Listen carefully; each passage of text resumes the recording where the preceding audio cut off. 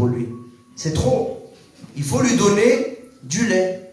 Il faut lui expliquer, Jésus, Issa, Al-Messie, c'est le Messie. Le Messie, ça veut dire en hébreu, Amashia, l'élu, le oint de Dieu. Il est le deuxième Adam et tu lui expliques un peu comme ça. Et après, quand il aura un peu plus compris, tu lui dis, tu sais, dans la Bible, il dit que Jésus est le Fils. Mais attends, avant de dire Starfallah ou quoi que ce soit. Attends, attache ta ceinture, tranquillement, écoute-moi. Dieu a réservé le ciel, qui est son héritage. Et tu expliques la paternité de Dieu comme un héritage. Vous savez, tout ce qui est dans la Bible parle de père, mère, famille, frères et sœurs, naissance. Regardez, quand quelqu'un se repent, on appelle ça comment? Une nouvelle naissance. Mais quand tu as une nouvelle naissance, c'est que tu as été enfanté, n'est-ce pas? On parle d'enfantement. Donc tu es une fille, tu es un fils. Donc quand ton pasteur t'enseigne spirituellement, ton autorité spirituelle, il est en train, tu as déjà été enfanté divinement par Jésus, mais spirituellement, dans la foi, tu es en train d'être enfanté par l'autorité spirituelle qui est dans ta vie. De la même façon que l'apôtre Paul a enfanté spirituellement dans la foi Timothée. Il a dit à Timothée, mon enfant véritable dans la foi, que la grâce, la compassion et la paix te soient données de la part de Dieu notre Père. Alors que là, il parle que Timothée, tu es mon enfant. En gros, je suis ton père dans la foi.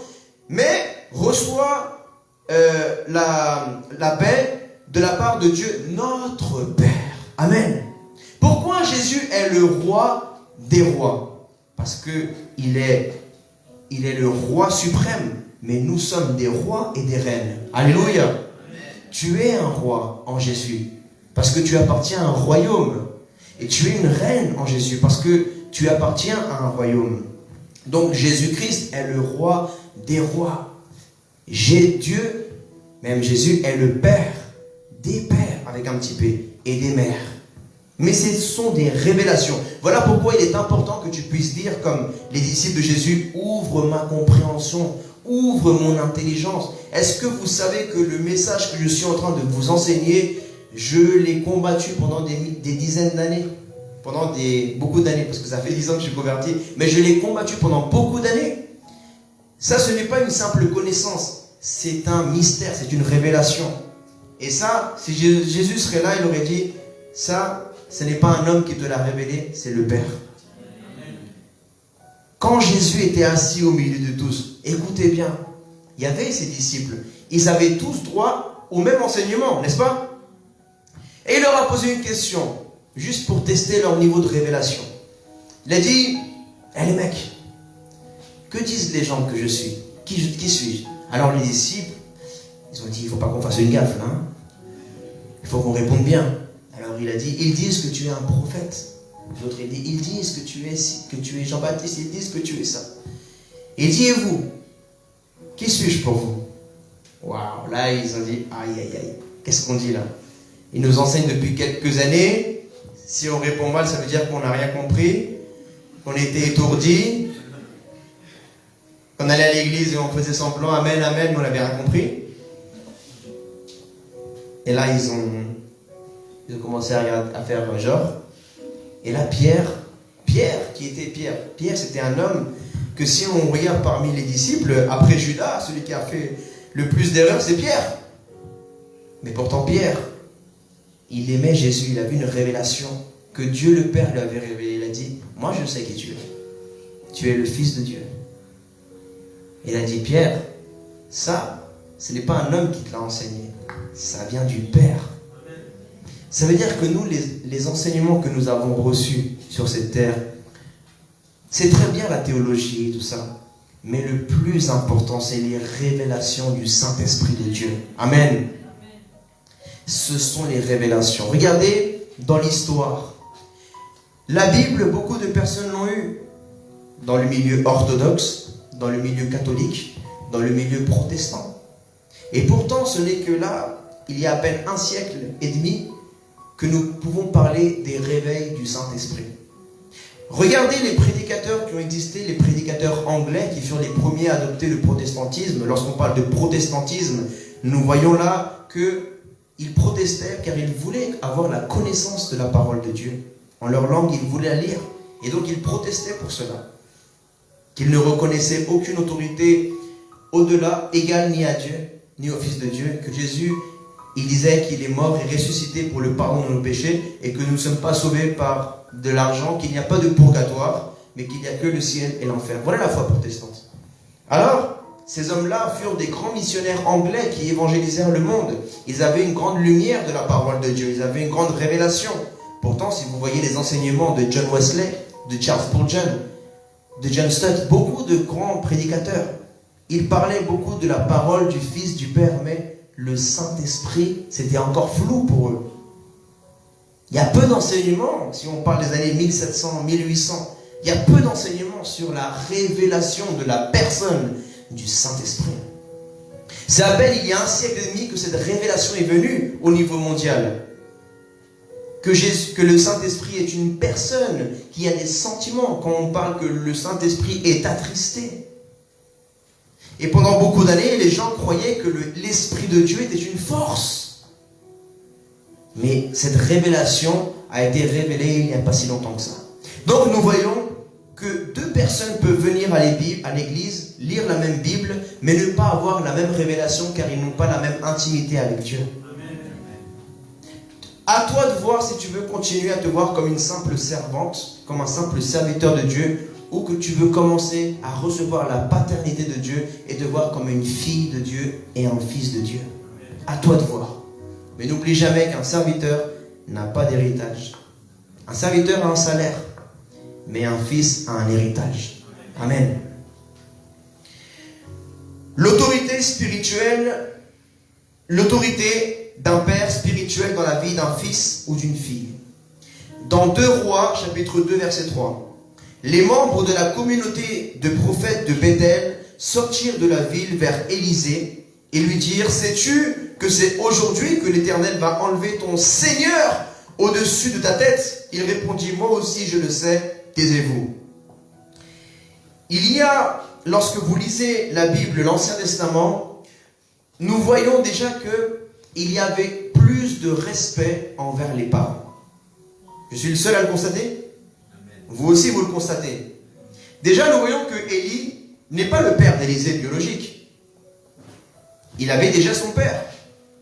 Mais Élie est devenu le père dans la foi spirituelle d'Élisée par l'enseignement de la connaissance de Dieu. Et là nous remarquons que d'autres prophètes sont venus pour charrier, pour embêter, pour taquiner Élisée. Ils étaient méchants d'ailleurs. Parce qu'eux aussi avaient reçu que Dieu allait enlever le prophète Élie. Et il y avait, nous voyons, de la jalousie entre prophètes. Au lieu d'être contents, ils se réunirent. Oh, on va honorer le prophète Élie. On va faire une réunion ensemble. On va passer un moment avec lui. Non. Il y avait des rivalités ministérielles. Il y avait des choses qui n'étaient pas à la gloire de Dieu. Et là, il dit: sais-tu aujourd'hui que l'Éternel va enlever ton Seigneur au-dessus de ta tête? Qu'est-ce qu'ils étaient en train de faire, en train de le taquiner? Et Élisée, il aurait pu dire: hé, arrête, c'est pas mon Seigneur. Pourquoi Élisée n'a pas dit ça? Parce que on emploie le mot Seigneur en signe d'autorité. Regardez comment Sarah appelait Abraham mon Seigneur. Je ne dis pas que tu vas appeler ton mari mon Seigneur. Je ne dis pas que tu vas rentrer, tu vas dire: hé, chérie, la Bible dit tu dois m'appeler mon Seigneur, parce que Sarah, elle a appelé Abraham Seigneur. Non, c'est pas ça que je veux dire. Vous savez en espagnol comment on répond à sa mère? Si señora. Si señor. Moi, je ne sais pas comment on répond en France, mais en France, je vais vous dire la vérité, il y a un esprit d'insoumission. Il y a un esprit de rébellion. C'est même un des seuls pays du monde où on permet qu'il y ait un parti politique qui s'appelle les Insoumis. Tu verras jamais ça au Venezuela, tu verras jamais ça en Russie. Un pays où on encourage la désobéissance et l'esprit de rébellion. C'est la France, le premier pays où il y avait une monarchie, où ils ont décapité leur roi et leur reine. La France est un pays spirituellement qui ne reconnaît pas la royauté. Et elle se manifeste spirituellement même par rapport à l'évangélisation et la vie spirituelle. Ils rejettent Jésus en tant que roi. Jésus est la tête de l'Église. Et ils veulent couper la tête à l'Église de Dieu. comme ils l'ont fait avec leur reine Elisabeth ou Marguerite, je ne sais pas comment ils s'appelaient. Marguerite, comment ils s'appelaient? Elisabeth, voilà. Pas Elisabeth, celle-là, hein, une autre. Pas celle de Dylan.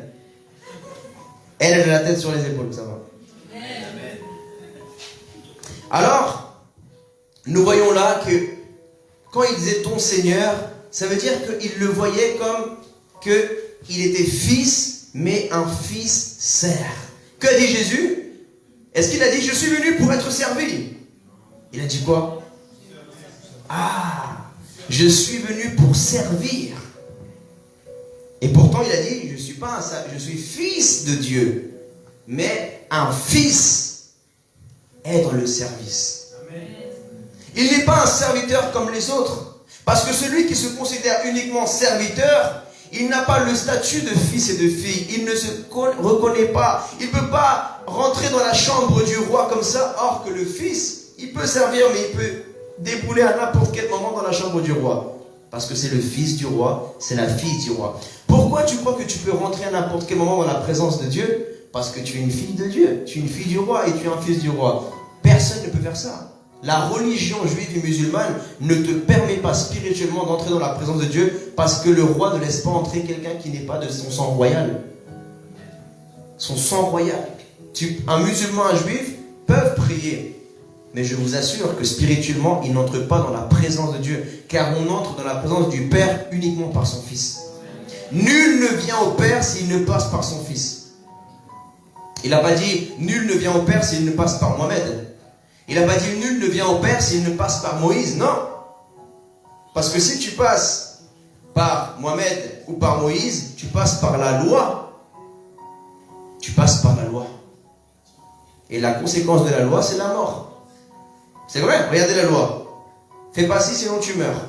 Celui qui mentira, il sera tué. Celui qui fera ci, il sera tué. La loi, c'est la mort. Mais celui qui passe par la grâce et le sacrifice de Jésus-Christ, celui-là, il n'a plus de voile devant lui, de rideau, qui l'empêche de rentrer dans le lieu très saint, qui est la présence du roi des rois, notre Seigneur Jésus-Christ. Amen. En dehors de Jésus-Christ et de ses disciples, l'histoire d'Élie et d'Élisée sont les seuls répertoriés dans la Bible où un disciple reçoit la double portion de l'esprit de son maître, car ils ont compris le mystère puissant de la révélation entre père et fils spirituel, entre mère spirituelle et fille spirituelle.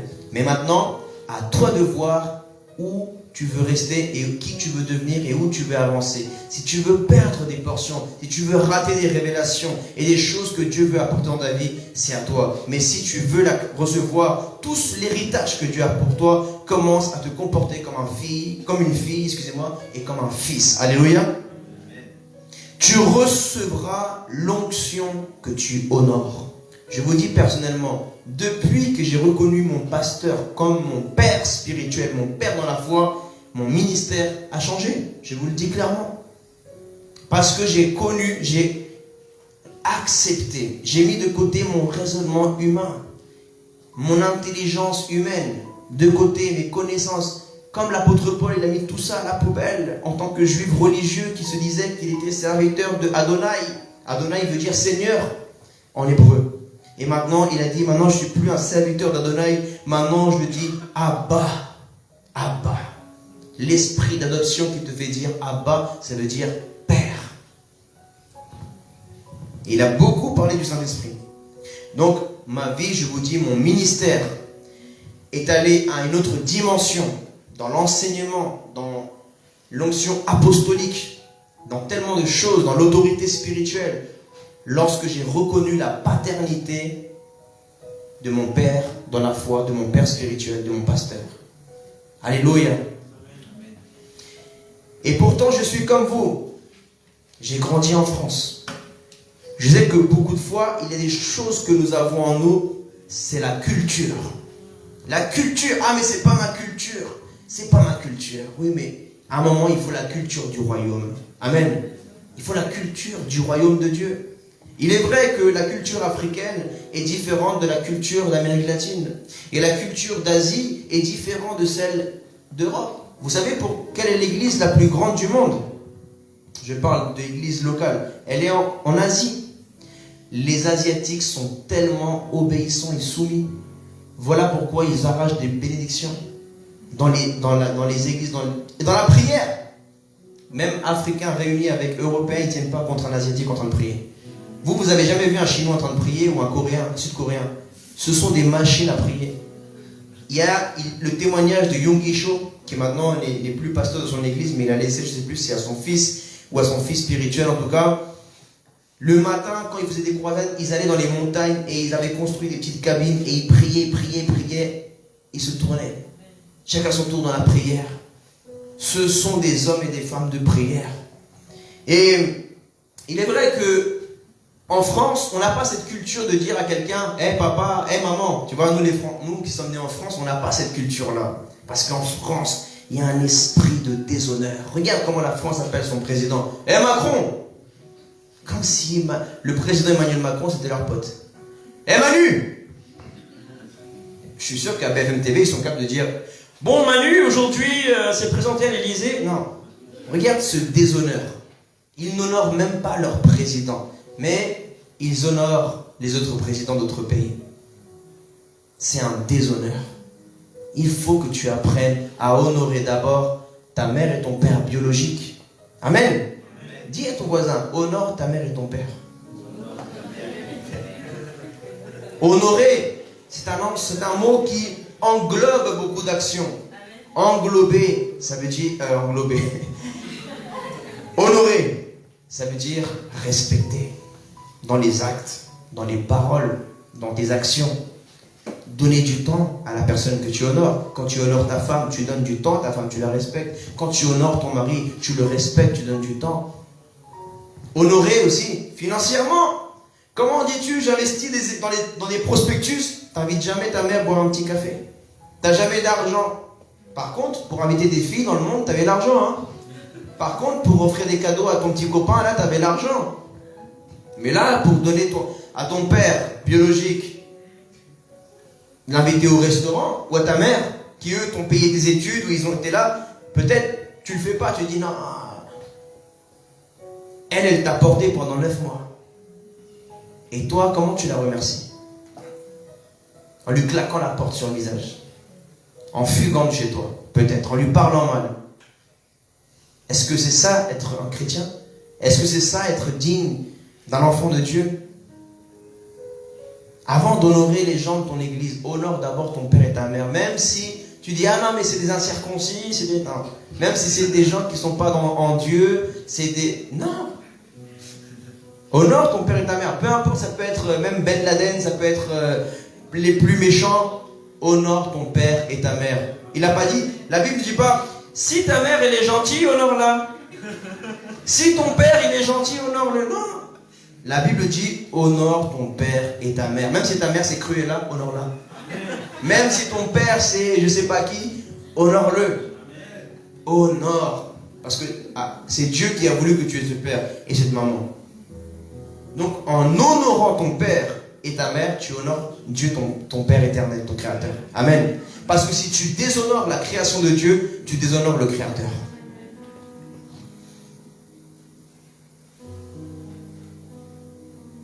L'onction vient de Dieu, mais elle coule d'abord dans la vie d'un prophète ou un prêtre sacrificateur. Je parle là de l'Ancien Testament.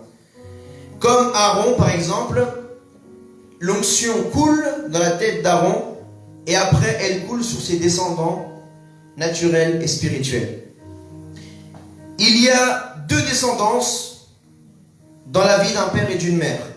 La descendance naturelle et la descendance surnaturelle. La descendance physique et la descendance spirituelle. Vous me suivez? Là, on va parler d'Abraham. On va parler de la descendance naturelle du sable, de la terre. Et après, on va parler de la descendance spirituelle des étoiles du ciel. Alléluia. Mais maintenant, j'ai une question pour vous. Et ça, je l'ai enseigné il y a déjà quelques semaines en arrière, mais je vais reparler de cela parce que ce sont les fondements de Jésus mon refuge et de notre foi. Est-ce qu'une femme peut être mère spirituelle? Oui. Pourquoi? Je vais vous expliquer pourquoi. Car si une femme, écoutez bien, hein, si une femme peut enfanter physiquement par ses forces humaines, combien à plus forte raison une femme peut enfanter spirituellement par la force du Saint-Esprit de Dieu qui est en elle. Amen. Si toi qui es femme, tu es une maman, tu peux enfanter naturellement avec tes forces à toi. Comment tu vas ne pas pouvoir être une mère dans la foi, une mère spirituelle et enfanter, non pas par tes forces, tu n'es pas mère par tes forces spirituellement. Tu es mère par la force du Saint-Esprit de Dieu qui est en toi. Car l'autorité du Christ, le revêtement d'autorité est le même pour un homme, pour une femme. Lorsque tu as reçu le revêtement d'autorité du Christ, la femme aussi a reçu le même baptême du Saint-Esprit que toi, homme, la femme l'a reçu aussi. Vous avez le même revêtement spirituel. Car la Bible dit qu'en Jésus, il n'y a plus ni grec ni juif. Il n'y a plus ni libre ni esclave. Il n'y a plus ni homme ni femme. Toi, tu es en train de perdre ton temps sur des débats de la lettre. Mais la lettre tue. Mais l'esprit vivifie. Une mère vivifie. Un père vivifie. Si tu es un religieux, la religion t'empêche d'enfanter. La religion te rend stérile. Ta religiosité est en train de bloquer ton ministère. Ta religiosité est en train de t'empêcher de rentrer dans ta paternité spirituelle, dans ta maternité spirituelle. Voilà pourquoi tu ne vois pas de disciple. Et quand tu vois une disciple, elle part de chez toi parce qu'elle n'a pas l'esprit de fille, il n'a pas l'esprit de fils. Il part. Alléluia. Genèse. Le naturel est plus petit que le surnaturel. Une mère et un père ont plus d'enfants spirituels que naturels. Tu peux trouver une maman avec 10 enfants, c'est déjà énorme. 5 enfants, de nos jours, c'est beaucoup. Mais aujourd'hui, une mère spirituelle peut avoir 100, 1000 filles spirituelles. Et un père spirituel peut avoir même 1000. Il y a des ministères dans le monde qui ont des milliers, même des milliers de fils et de filles spirituels.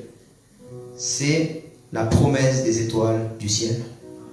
Et les 5 enfants, les 10 enfants que tu as naturels, c'est la promesse du sable de la terre. Genèse chapitre 13, verset 16. Dieu dit à Abraham, je rendrai ta descendance pareille à la poussière de la terre, pardonnez-moi, de sorte que si quelqu'un peut compter la poussière de la terre, ta descendance aussi sera comptée. Ça, c'est les Juifs. Mais dans Genèse, chapitre 22, verset 17, il est écrit, je te bénirai et je multiplierai ta descendance, elle sera aussi nombreuse que les étoiles du ciel. Là, on parle des chrétiens. Pareil au sable qui est au bord de la mer. Là, on parle des Juifs. De plus, ta descendance possédera les villes de ses ennemis. Toutes les nations de la terre seront bénies en ta descendance parce que tu m'as obéi. Tu deviendras une vraie fille et un vrai fils lorsque tu obéiras Dieu, ton Père éternel. Amen. Et un vrai disciple, dans la loi juive, un vrai disciple obéit son rabbi. Quand les gens appelaient rabbi, même dans les chansons africaines, on disait rabbi, mais tu n'as jamais voulu le dire, mais tu ne savais pas ce que ça voulait dire. Tu chantais rabbi, qu'est-ce que ça veut dire rabbi? Ça veut dire quoi rabbi? Rabbi, ça veut dire maître. Un vrai disciple obéit, sert son maître. Un vrai fils, une vraie fille sert et obéit son père spirituel, sa mère spirituelle. Amen. Amen. Mon épouse et moi, nous honorons nos parents spirituels. Nous les respectons, nous les aimons. Et voilà pourquoi, en honorant cette onction, nous aussi nous recevons une double portion d'autorité ministérielle, une double onction dans notre vie. Alléluia.